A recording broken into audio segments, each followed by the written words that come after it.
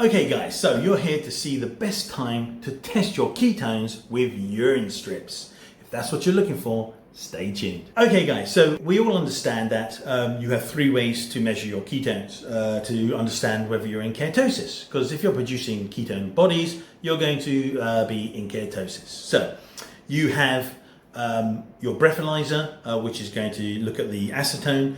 You have your blood meter, which is going to measure your beta hydroxybutyrate or BHB, and you have your urinalysis strips that are going to look at your acetoacetate.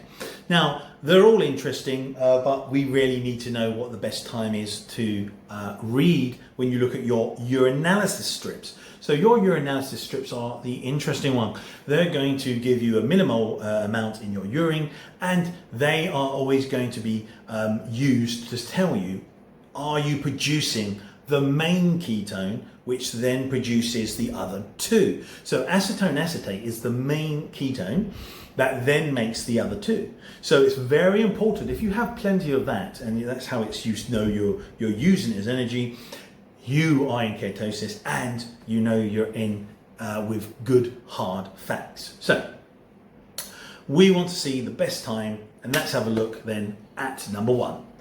First morning urine. So your first urine of the day is one of the best reliable times to test ketones. So test as soon as you wake up. So basically, you've been sleeping through the night, you haven't eaten for a long period of time, you've cleaned many things out of your body, and you're just burning fat all night long. It usually is the best time to test because you've not, thrown any wild card in there, which is going to spike or show you a wrong reading for a little period of time. You've gone through the whole process, there's no food, you can see a fantastic reading for your ketones. So, first thing in the morning, you've had nothing interrupting, obviously, your consumption there. So all you've done is you've cleared out your food, you've gone on to burning your ketones efficiently and your fat. And so you should have a good indication of how many ketones are there from your, technically, your fast overnight.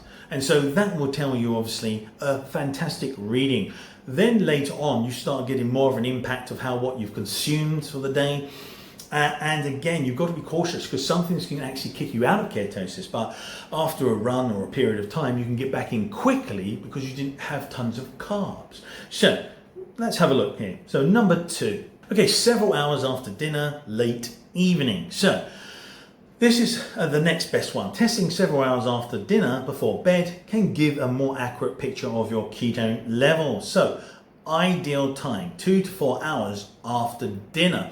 So what's happened now is that you started with that fantastic slate after waking up, but then you've consumed food and lots of other different things that could spike your blood sugar, increase carbs, and then after the whole period, and after 4 hours of eating your dinner, you get a figure which includes the whole day's intake. So you should then be able to have an understanding again what you're going to get of your ketone reading, and that is going to then tell you, yes, after eating all this food, this is your reading. You have moved either in or you've moved out of ketosis, or you stayed the same.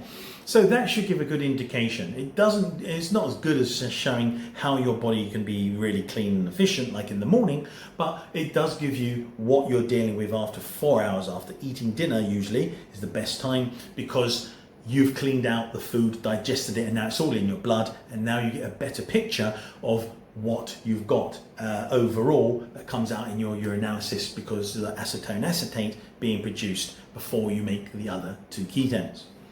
Okay guys, number three, test at the same time every day. So consistency is the key. Testing at the same time each day helps you track trends more accurately. So very important, you understand that, do it every day, same time. Why? So guys, if you stick to your schedule is going to give you that main idea that you understand clearly that if there has been an up or a down effect impact because it's the same time. So say for example you tested it a different day, maybe 2 hours, but because you tested a later day, maybe it's changed because you didn't have enough, you didn't have food, or you ate something that temporarily spikes your blood sugar and then it's come back again.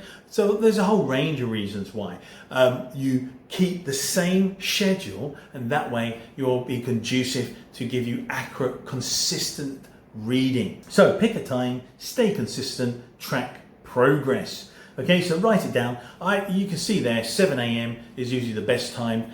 Wake up, test it, job done. Okay, number 4. So avoid testing immediately after meals. Now, it's tempting to think, oh, I made a mistake, I better test. No, you can't think like that. Everything you're doing is based on your body and its schedule. When you come to look at the schedule of your diet, then you can understand quite simply that you have to wait for it. You have to wait for your body to digest, to absorb. Yeah, there are a whole range of processes your body goes through to break that food down and absorb it. You have to wait, full stop. Now, when you eat, usually 2 to 3 hours should give you an accurate time to have most things broken down and absorbed into your body to give you an accurate reading, simply because as well, things like meat take up to 3 hours to digest as well. So very simple and straightforward. So here we go. Wait at least 2 to 3 hours after eating. Testing too soon can lead to inaccurate readings. So wait 2 to 3 hours after meals. Don't be surprised if you get an inaccurate reading because you have not read at the right time. Okay, so here we go. Maintain normal hydration levels. Now, this is actually quite important. It's very simple. If you're dehydrated, you'll get a stronger reading, a darker Ketosis strip. If you are overhydrated, you'll get a lighter strip. So the best thing is to have what you really want is a nice, light, yellow urine. You know that you're not dehydrated, you're in a good sweet spot, you've got enough water, you don't have tons of water. If you have clear urine, that's a big no-no. So what you're going to get is a massively light reading if it's too much water, and if you've got too little, you'll get a very dark coloured urine and it will give you a high reading. You want to look at reality. Now, there's no point in fooling yourself.